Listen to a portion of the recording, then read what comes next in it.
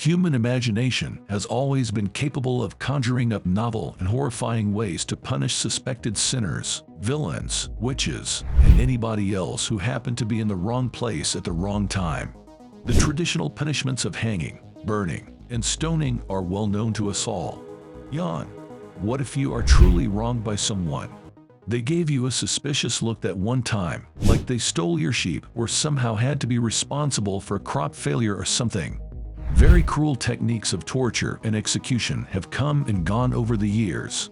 There are also some who have not yet left. Upright jerker. An intriguing variation on a traditional execution technique was the upright jerker. While hanging is a common punishment all across the world, its effectiveness is far from ideal.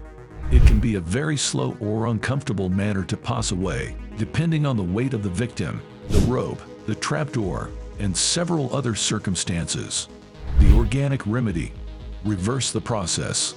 The upright jerker was a modified hanging mechanism that swiftly jerked the condemned into the air using heavy weights and pulleys.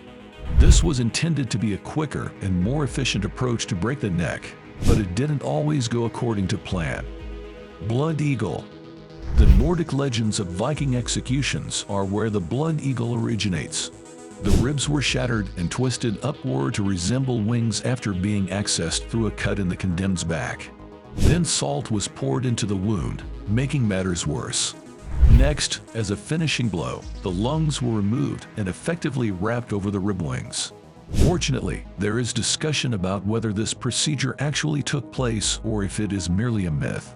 In either case, it's horrifying that someone would spend the effort to come up with this. Keel hauling. The Dutch Navy developed keel hauling, a sort of punishment designed exclusively for sailors, in the late 16th century. Offenders were dragged underwater from one end of the ship to the other while being bound with rope.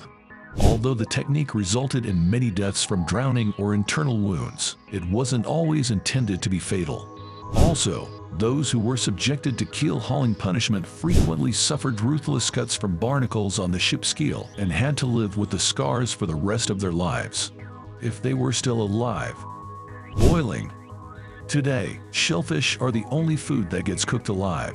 Yet, from East Asia to England, it was a widely used means of execution centuries ago. After being stripped, the condemned was put in a viti or pot of boiling liquid, commonly water, oil, or tar.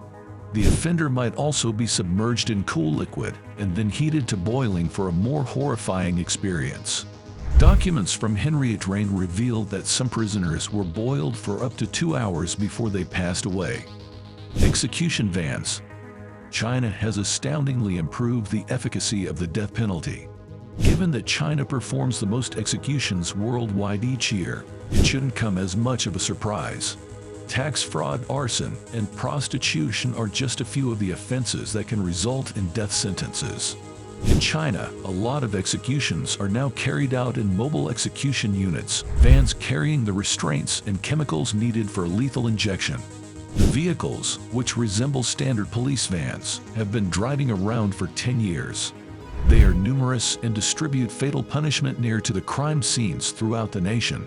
Chinese officials claim that these alternatives to more traditional facilities are not only less expensive, but also more merciful than the other execution option, death by firing squad. What are your thoughts on this? Let us know in the comments section down below. Thanks for watching. See you again soon in another video.